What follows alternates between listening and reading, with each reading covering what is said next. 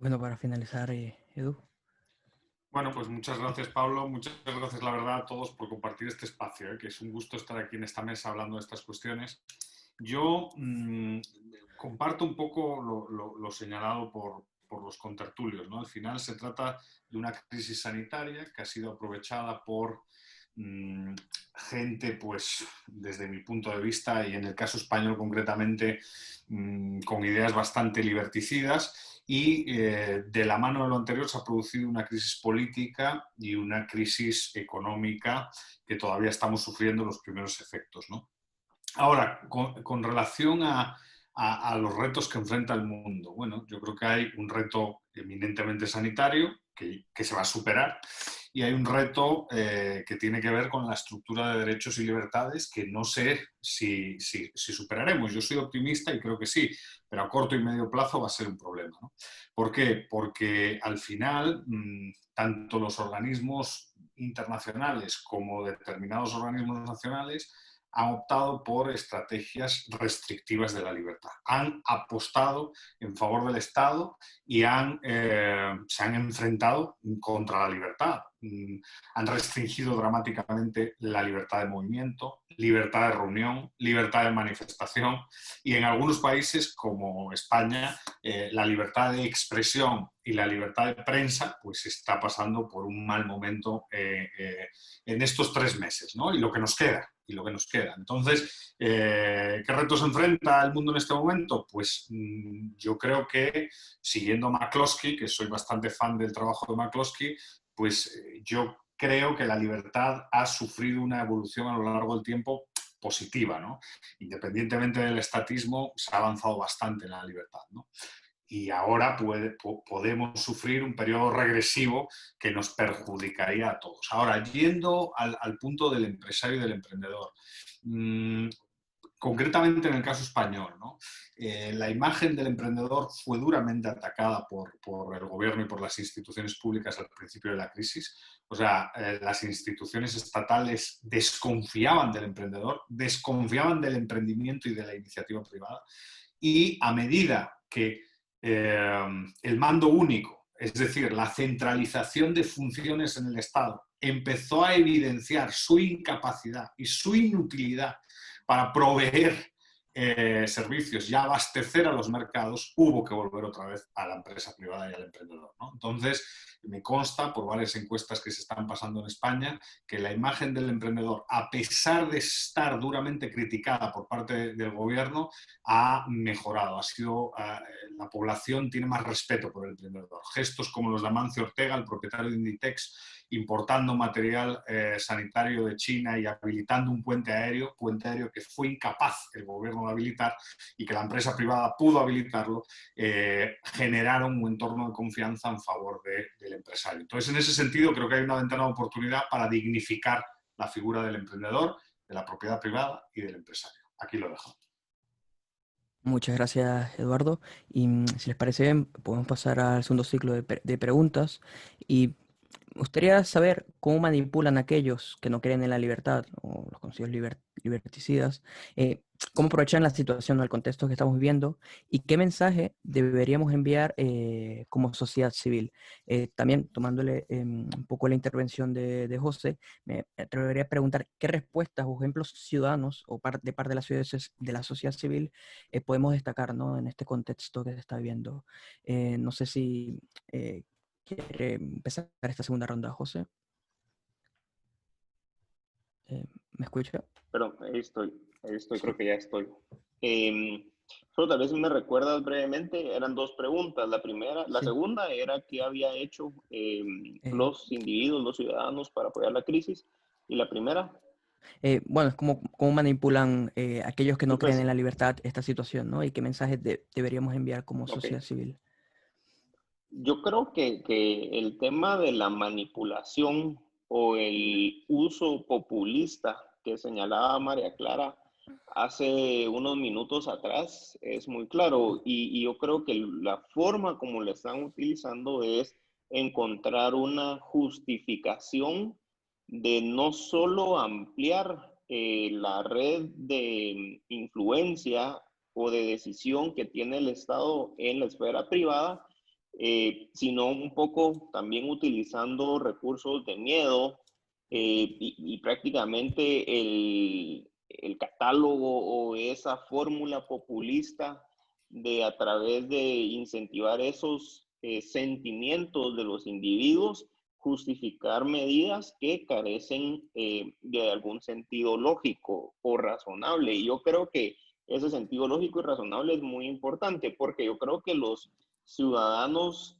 también se van dando cuenta de qué medidas sí son las adecuadas, de distanciamiento social, medidas de higiene, por ejemplo, el uso de mascarillas, que pueden ayudar a mitigar o a cuidar a la población, pero también se dan cuenta y se preocupan de aquellas medidas que tienden a limitar la libertad de una forma un tanto más arbitraria.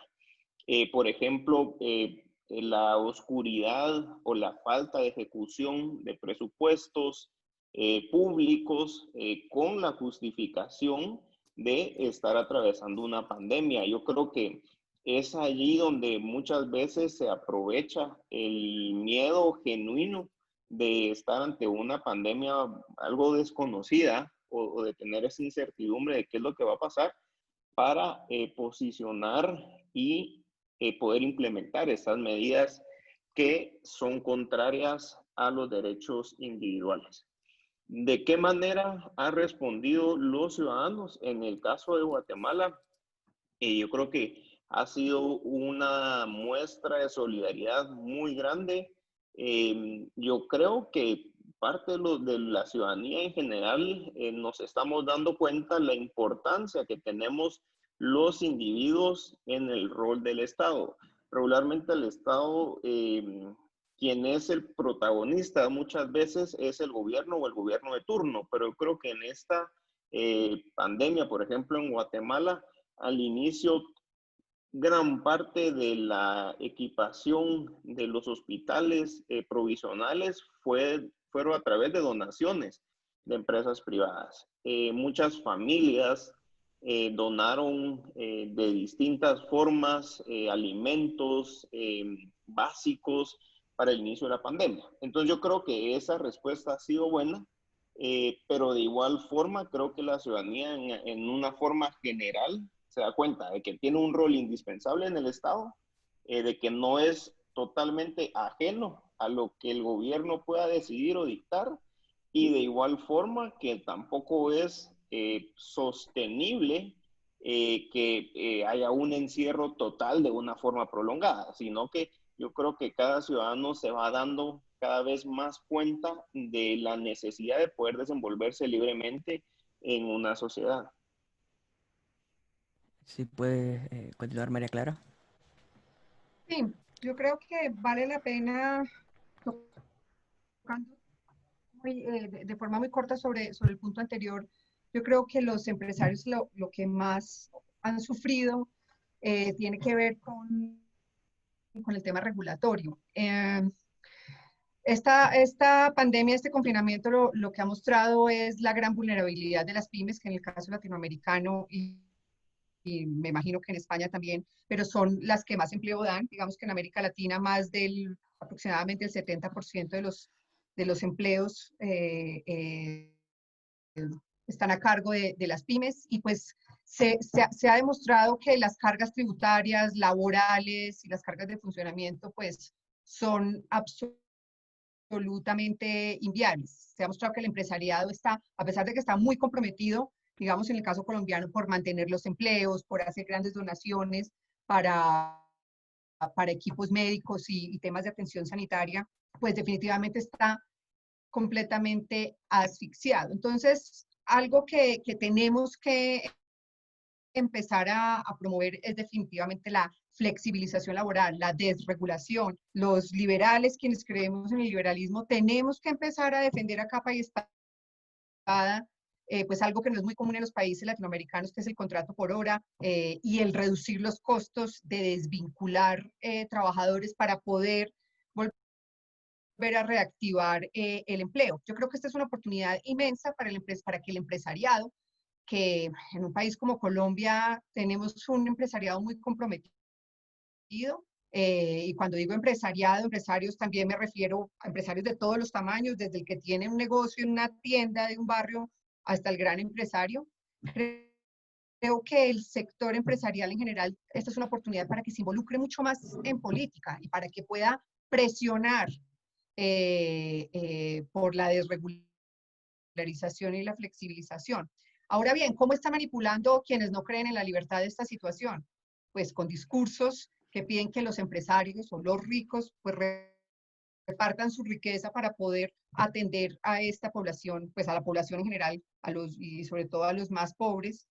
Y digamos que piden menor flexibilidad laboral basados en este discurso de la protección al trabajador, sin darse cuenta que mantener los salarios en los mismos niveles y esos salarios repletos de prebendas, salarios que están tasados por encima de la productividad de los trabajadores, pues termina siendo un impuesto al final para quienes están desempleados o están en la informalidad. Se tiene el temor de que en los países, pues como lo decía anteriormente, se instauren más impuestos a la riqueza y que esas medidas dejen de ser transitorias y se mantengan como permanentes.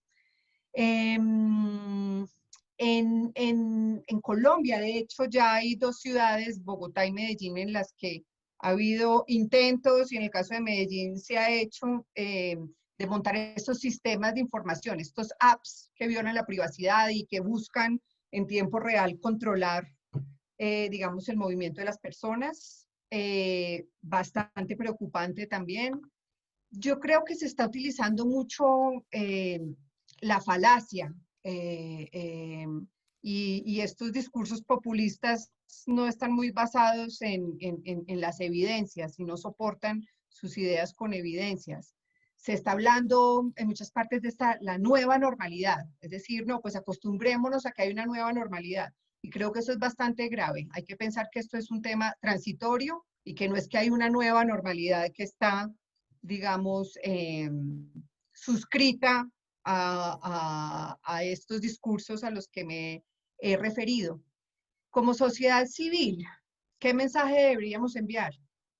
Pues creo que los centros de pensamiento tenemos aquí una gran responsabilidad, pero creo que no debemos olvidar que los empresarios también son sociedad civil. Entonces, por eso creo que es un momento muy importante para que salgan, digamos, de esa posición tan timorata. Hay algunos empresarios que les da miedo defender el modelo, la libertad de mercado. Y creo que tienen que salir también de esas posiciones cómodas